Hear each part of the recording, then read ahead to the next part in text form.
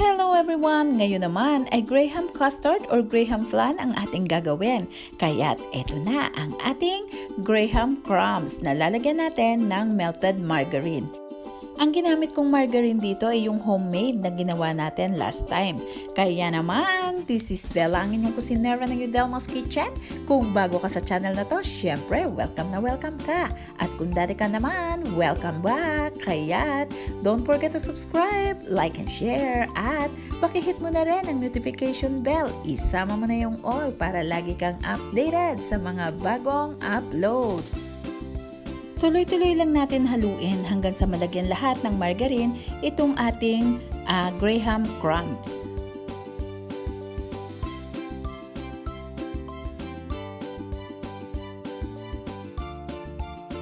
At ngayon naman, i-ready natin itong ating molder na paglalagyan natin ng ating mga baking cups.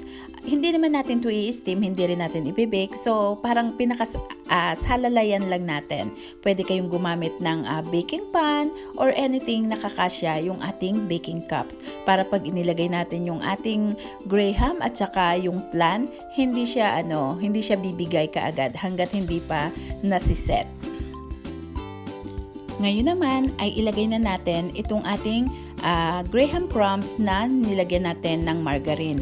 Bali 12 pieces yung magagawa sa ganitong karami na recipe.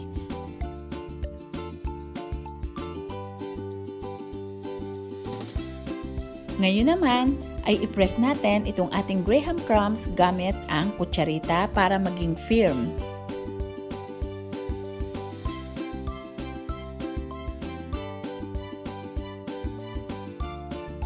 Atin lang munang iset aside at isusunod naman natin yung next step. Ngayon ay gagamit tayo ng 5 egg yolk. Egg yolk lang ang ating kailangan dito. At lagyan naman natin ng lemon juice or calamansi. Kung ano yung available sa inyo, pwede nyong gamitin. Atin lang haluin mabuti para magsama yung lemon juice at yung ating egg yolk. Lagyan din natin ng 1 lata ng condensed milk. Pwede tayong magbawas ng condensed milk kung medyo natatamisan kayo kapag inilahat natin yung 1 buong lata. Yun nga lang, mag-a-adjust din tayo sa quantity. Mas kokonti ang magiging quantity nitong ating Graham cupcake flan. Lagyan din natin ng 1 lata ng evap milk.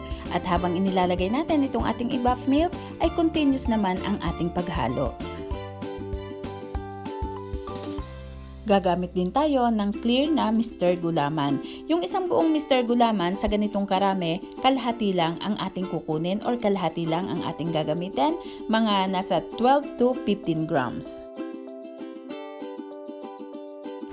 Haluin lang natin para magsama-sama ang mga ingredients at yung ating chikas papremyo ay tuloy-tuloy lang. Kaya't tuloy-tuloy lang din ang inyong pagsubaybay sa Yudelmo's Kitchen. Ngayon naman ay gumamit tayo ng strainer at isalin na natin sa kung saan natin iluluto. Pwede kayong gumamit ng kaserola, pwede kayong gumamit ng kawali kung saan kayo komportable, yun ang gamitin nyo.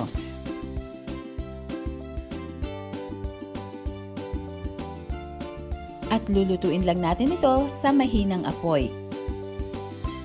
Once na naisalang natin, continuous na po yung ating paghalo hanggang sa maluto. Kapag gatas po kasi, napakadali niyang masunog. Kaya talagang kailangan alalay na alalay yung ating apoy at patuloy yung ating paghalo.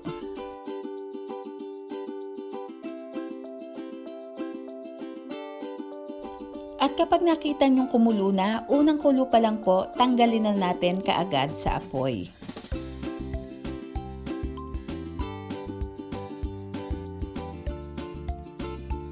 Isalin natin sa 1 pitchel or measuring cup para madali lang yung ating pagta-transfer dito sa ating baking cups.